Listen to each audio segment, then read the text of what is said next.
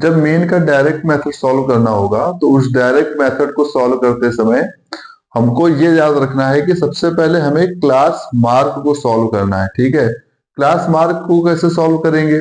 अब यहाँ पर क्वेश्चन आपको दिया जाएगा दो तरह से। एक तो ये दे सकते हैं कि उसमें आपको डायरेक्ट एफ और एक्स की वैल्यू दे दी, ठीक है, तो आपने उसको सीधे मल्टीप्लाई करके सॉल्व कर दिया।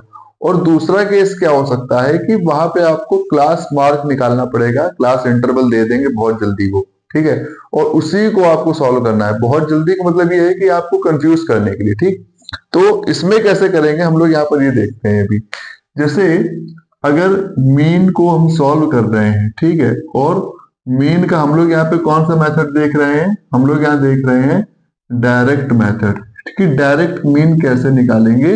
हमारे पास जो क्वेश्चन का होता है फॉर्मूला, ठीक, हमको पता है इसका फॉर्मूला क्या होता है। एक्स बार इक्वल टू होता है sigma F I x I upon sigma F I, ये फॉर्मूला होता है।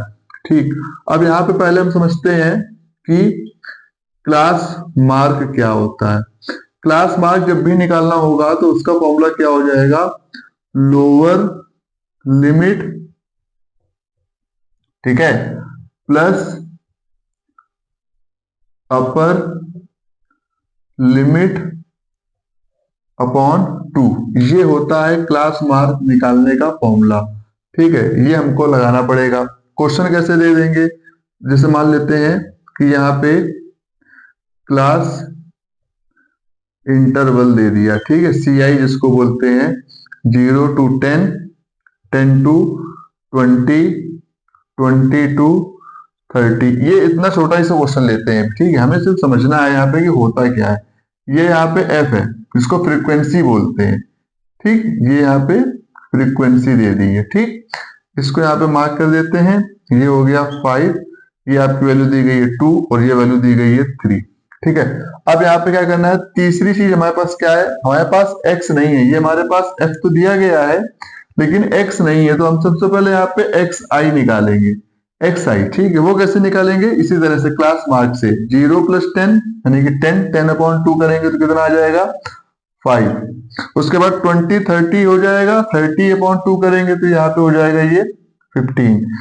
30, 20, 50 हो जाएगा और यहाँ पे इसको सॉल्व करेंगे तो ये हो जाएगा 25। अब तुमने यहाँ पे एक्स आई निकाल दिया। अब यहाँ पे तुम इसके बाद सॉल्व करोगे एफ आई इंटू एक्स आई निकालने का प्रोसेस शुरू करोगे। 5 5 से कितना हो जाएगा? 25। 15 2 से कितना हो जाएगा? 30 और 25 से कितना हो जाएगा? 75। इस तरह से तुमने यहाँ पे एफ आई एक्स आई निकाल दिया। अब क्या करोगे?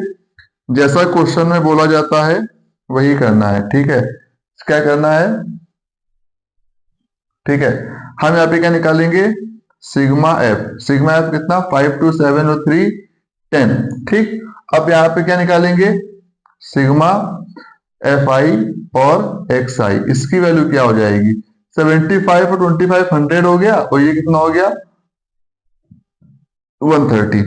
ठीक, अब यहाँ पे क्या करेंगे? एक्स बार की वैल्यू क्या हो जाएगी? Sigma F I x I upon sigma F, दोनों की वैल्यू पुट कर देंगे। सिग्मा एफ आई एक्स आई कितना हो जाएगा? 130 और ये कितना हो जाएगा? अपॉन में 10। ठीक, तो एक्स बार की वैल्यू तुम्हारे पास आ जाएगी 13। ये आपका क्या हो जाएगा? ये मीन हो जाएगा। अब यहीं पे देखो, देखो यहाँ पे क्या है? 0 10 दिया है। अगर इसकी बात करें 0 और 10 की, तो ये तुम्हारी क्या हो जाएगी? ये तुम्हारी हो जाएगी लोअर लिमिट। ठीक, पूरा समझ लीजिए, ये क्या हो जाएगी? लोअर लिमिट, और ये वाला क्या हो जाएगा? ये हो जाएगी अपर लिमिट। ये हर एक क्लास इंटरवल में चेंज होती जाएगी। इसी तरह से हम लोग यहाँ पे इसको सॉल्व करते हैं। ठीक है, यहाँ पे एक बहुत ही छोटा क्वेश्चन मैंने आपको बताया है।